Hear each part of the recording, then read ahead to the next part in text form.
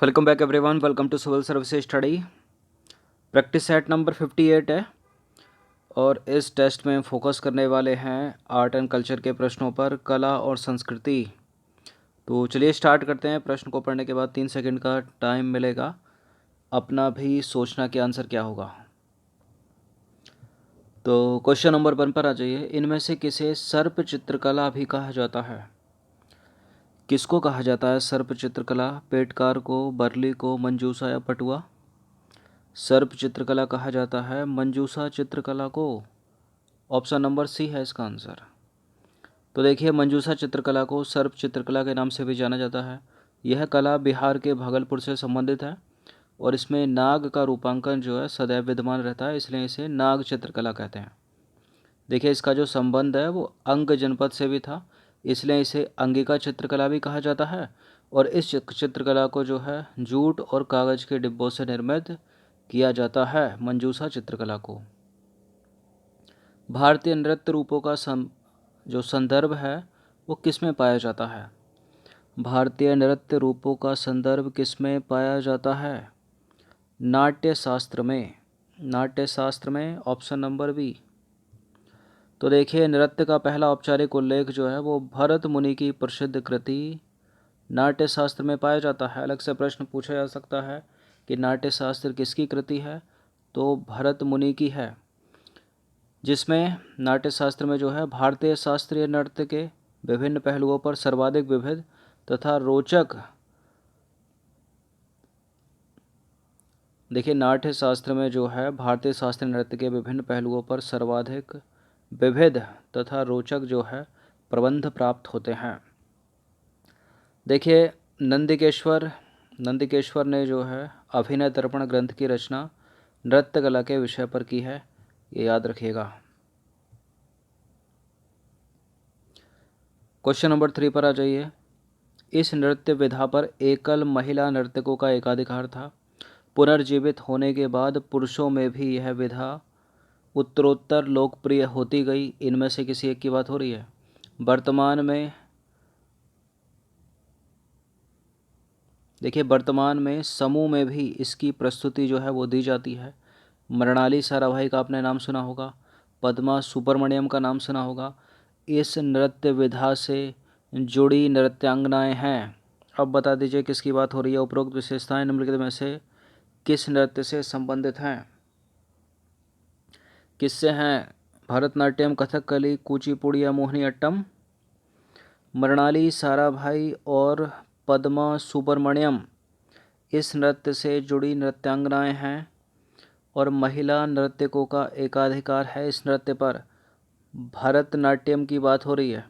किसकी बात हो रही है? भरतनाट्यम की।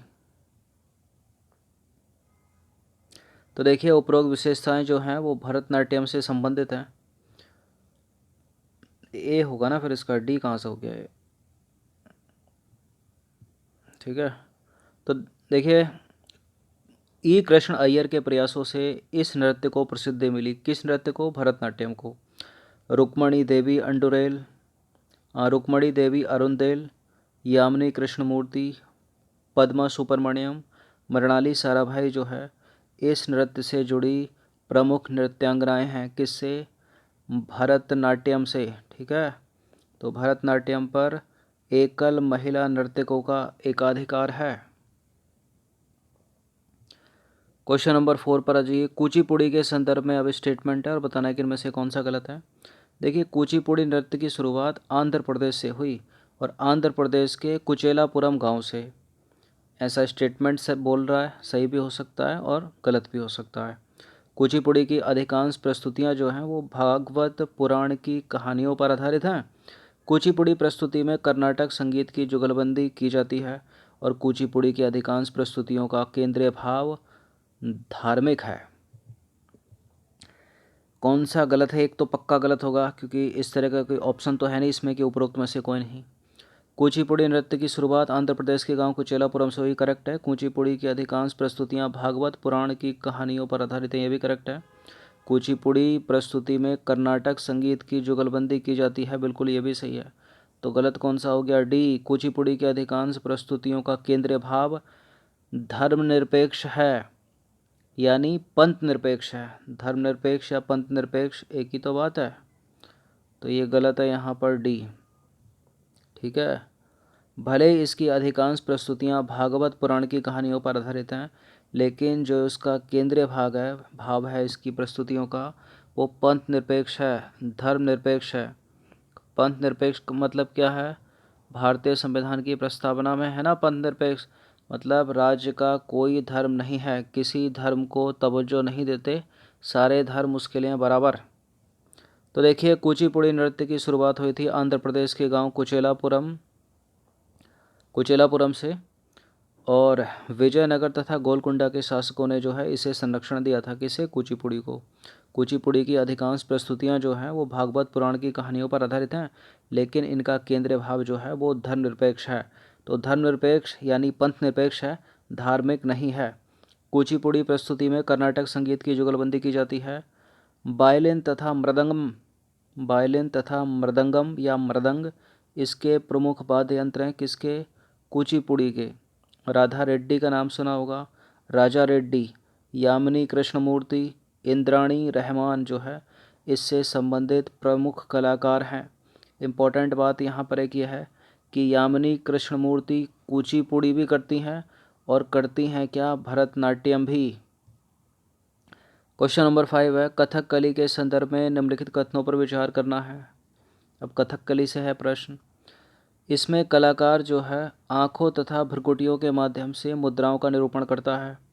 आँखें मतलब नेत्र, और भ्रुकुटियाँ मतलब भौहें, मतलब आँखों और भौहों के माध्यम से जो है मुद्राओं का निरूपण करना। ठीक है, आप देख सकते हो इन सारे नृत्य को, यूट्यूब पर डालकर देख लेना। अब देखिए, दूसरा स्टेटमेंट है, इसमें अच्छाई तथा बुराई के मध्य जो है शाश्वत संघर्ष का निरूपण किया जाता है। रामानट्टम तथा कृष्णाट्टम इसके दो नाट्य रूप हैं, बताइए कौन सा करेक्ट है कथकली से रिलेटेड। देखिए, तीनों के तीनों यहाँ बिल्कुल करेक्ट हैं स्टेटमेंट। 1 2 3 इसका आंसर हो जाएगा ऑप्शन नंबर डी। तो उपरोक्त सारे के सारे सही हो गए। तो कथकली की जो है अनोखी विशेषता क्या है? आँखों तथा भ्रुकुटियों की गति के माध्यम से मुद्राओं का निरूपण। अधिकांश कथकली प्रस्तुतियाँ अच्छाई तथा बुराई के बीच शाश्वत संघर्ष का शानदार निरूपण होती हैं। इनकी विषय वस्तु महाकाव्यों तथा पुराणों से ली गई कहानियों पर आधारित होती है। इसे पूर्व का गाथा गीत भी कहा जाता है। ठीक है, क्वेश्चन नंबर 6 पर आ जाइए। मोहिनी अट्टम के संदर्भ में निम्नलिखित कथनों पर विचार करना है इस बार। मोहिनी अट्टम जो है केरल के पुरुषों द्वारा किया जाने वाला अर्धशास्त्रीय नृत्य है, जो कथकली की अपेक्षा नवीन है। भरतनाट्यम एवं कुचिपुड़ी की भांति यह भी देवदासी नृत्य का उत्तराधिकारी माना जाता है। यह अनिवार्यतः एकल नृत्य है, किंतु वर्तमान समय में इसे समूह में भी किया जाता है। बताइए कौन से स्टेटमेंट की संभावना गलत होने की है इसमें? गलत को ढूंढ लो, करेक्ट अपने आप मिल जाएगा। और तीनों करेक्ट लग रहे हैं तो डी लगा दीजिए। मोहिनी अट्टम पहले गलत है, केरल के पुरुषों द्वारा किया जाने वाला अर्धशास्त्रीय नृत्य नहीं है, बल्कि महिलाओं के द्वारा किया जाने वाला अर्धशास्त्रीय नृत्य है। तो पहला स्टेटमेंट ही गलत है, दूसरा और तीसरा वाला करेक्ट है, तो सी हो जाएगा इसका आंसर 2 और 3। तो मोहिनी अट्टम केरल की महिलाओं द्वारा किया जाने वाला एक शास्त्रीय नृत्य है। इसे कथकली की अपेक्षा अधिक पुराना माना जाता है, तो महापुरुष है इसलिए गलत है। देखिए, बाकी 2 और 3 करेक्ट हैं। BN मेनन, कल्याणी अम्मा और सुंदरा नायर हो गई, माधुरी अम्मा हो गई, और जयप्रभा मेनन इस विधा से संबंधित प्रमुख कलाकार हैं। किस विधा से? मोहिनी अट्टम से। क्वेश्चन नंबर 7 है, मणिपुरी नृत्य के संदर्भ में निम्नलिखित कथनों पर विचार करना है इस बार। देखिए, मणिपुरी नृत्य मुख्यतः रामायण तथा महाभारत की कहानियों पर आधारित है। रविन्द्रनाथ टैगोर ने इस विधा को शांति निकेतन में प्रवेश देकर ख्याति प्रदान की थी।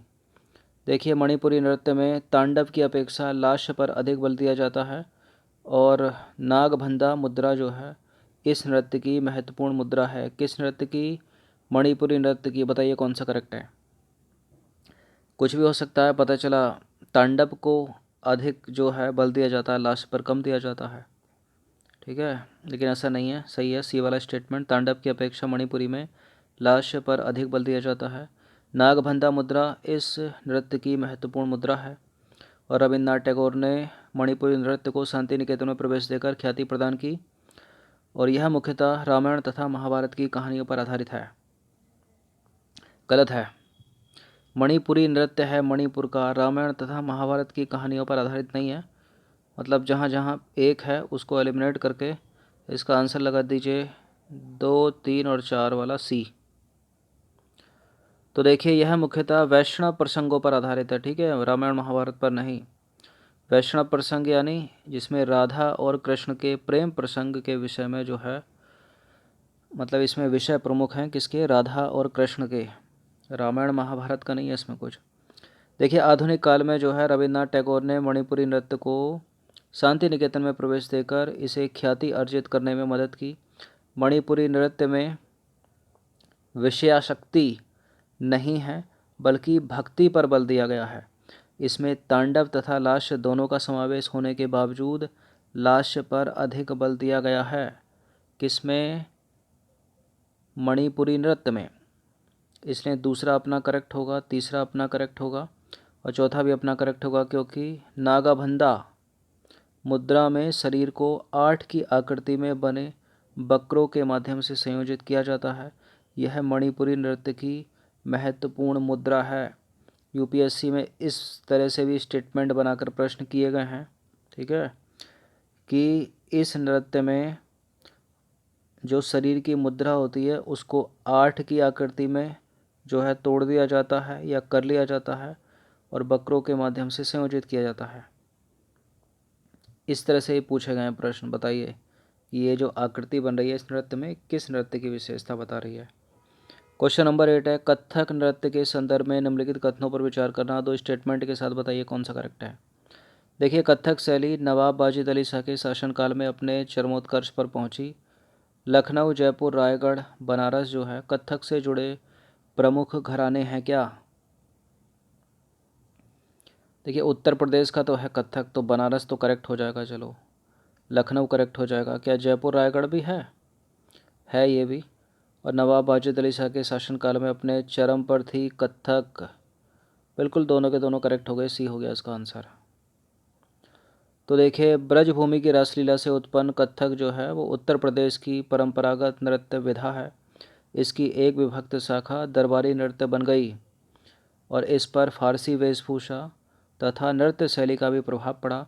लखनऊ के नवाब वाजिद अली शाह के शासनकाल में यह विधा अपने चरम पर पहुंच गई थी। कौन सी, कथक।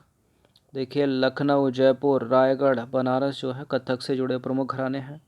जुगलबंदी जो है वो कथक प्रस्तुति का मुख्य आकर्षण है, जिसमें तबला वादक तथा नर्तक के मध्य प्रतिस्पर्धात्मक प्रस्तुति होती है। कथक की जुगलबंदी सामान्य तौर पर ध्रुपद संगीत के साथ होती है। क्वेश्चन नंबर 9 है, गोतीपुआ का संबंध निम्नलिखित में से किस नृत्य शैली से है जिसमें 14 वर्ष के कम उम्र का जो किशोर है वो स्त्री के कपड़े पहनकर नृत्य करता है और इस नृत्य में हिंदुस्तानी संगीत की जुगलबंदी होती है तथा यह नृत्य जल तत्व का प्रतीक है। 14 वर्ष से कम उम्र के किशोर स्त्री वेशभूषा में नृत्य करते हैं, ठीक है। किसकी बात हो रही है यहाँ पर, गोतीपुआ का संबंध निम्नलिखित में से किस नृत्य शैली से है जिसमें 14 वर्ष से कम उम्र के किशोर स्त्री वेशभूषा में नृत्य करते हैं और इस नृत्य में हिंदुस्तानी संगीत की जुगलबंदी होती है तथा यह नृत्य जल तत्व का प्रतीक है। कथक की बात तो नहीं हो रही फिर से, नहीं, ओडिसी की बात हो रही है, बी। तो देखिए गोतीपुआ का संबंध ओडिसी नृत्य से है जिसमें 14 वर्ष से कम उम्र के किशोर स्त्री वेशभूषा में नृत्य करते हैं। गोतीपुआ जो है एक उड़िया भाषा का शब्द है जिसका अर्थ है क्या, अकेला लड़का। ओडिशा के रघुराजपुर गांव के अधिकांश लोग इस कला से जुड़े हैं। किस कला से, गोतीपुआ से। ऐसा माना जाता है कि गोतीपुआ नृत्य शैली की शुरुआत हुई थी 16वीं सदी से और इस दौरान इस नृत्य शैली की एक अलग पहचान थी, लेकिन समय के साथ जो है इसकी लोकप्रियता में कमी आई। 9 प्रश्न हो गए, अंतिम प्रश्न है, 10वां प्रश्न है। इस बार प्रश्न एक बार फिर से भरतनाट्यम से रिलेटेड है। भरतनाट्यम के संदर्भ में निम्नलिखित कथनों में से कोई एक जो है वो गलत है, कौन सा है। अच्छा ये वाला भी स्टेटमेंट है इस बार कि उपरोक्त में से कोई नहीं। यानी इसका उत्तर डी भी हो सकता है। मतलब ये तीनों स्टेटमेंट करेक्ट हो सकते हैं। देखते हैं सही है या गलत। भरतनाट्यम विधा की उत्पत्ति का संबंध जो है वो देवदासियों की एकल नृत्य प्रस्तुति सादिर से है। भरतनाट्यम को दासी अट्टम भी कहा जाता था और भरतनाट्यम को अग्नि नृत्य नाम से भी जाना जाता है। बताइए। देखिए तीनों के तीनों करेक्ट हैं, पहला दूसरा तीसरा, कोई भी इसमें जो है वो गलत नहीं है। तो इसका उत्तर अपने को क्या लगाना है, डी। उपरोक्त में से कोई नहीं, क्योंकि ये तीनों के तीनों सत्य हैं। तो देखिए भरतनाट्यम विधा की उत्पत्ति का संबंध है तमिलनाडु में मंदिर नर्तकों अथवा देवदासियों की एकल नृत्य प्रस्तुति सादिर से। ठीक है, तो पहला स्टेटमेंट जो है वो करेक्ट हो गया, इसलिए इसे दासी अट्टम भी कहा जाता है। तो दूसरा भी करेक्ट हो गया। भरतनाट्यम को अग्नि नृत्य के नाम से भी जाना जाता है, क्यों जाना जाता है? क्योंकि भरतनाट्यम मानव शरीर में अग्नि की अभिव्यक्ति करता है। इसकी मुख्य मुद्राओं में से एक है कौन सी? कटक मुख हस्त मुद्रा। भरतनाट्यम की मुख्य मुद्राओं में एक मुद्रा कौन सी है फेमस? कटक मुख हस्त मुद्रा। कौन सी? कटक मुख हस्त मुद्रा, जिसमें 3 उंगलियों को जोड़कर ओम का प्रतीक निर्मित किया जाता है। तो ये आर्ट एंड कल्चर के 10 इम्पोर्टेंट प्रश्न, इनकी प्रैक्टिस एक बार करके दूसरी बार इसका रिवीजन कर लीजिएगा। धन्यवाद। तो अब जो है सामान्य अध्ययन के हर टॉपिक को कवर करेंगे। हिस्ट्री भी साथ लेके चलेंगे, ज्योग्राफी भी साथ लेके चलेंगे, करंट अफेयर्स तो चल ही रहा है, आर्ट एंड कल्चर हो गया, पॉलिटी हो गया, कॉन्स्टिट्यूशन हो गया। ठीक है, तो डे बाय डे जो इनको कवर कराना है। धन्यवाद।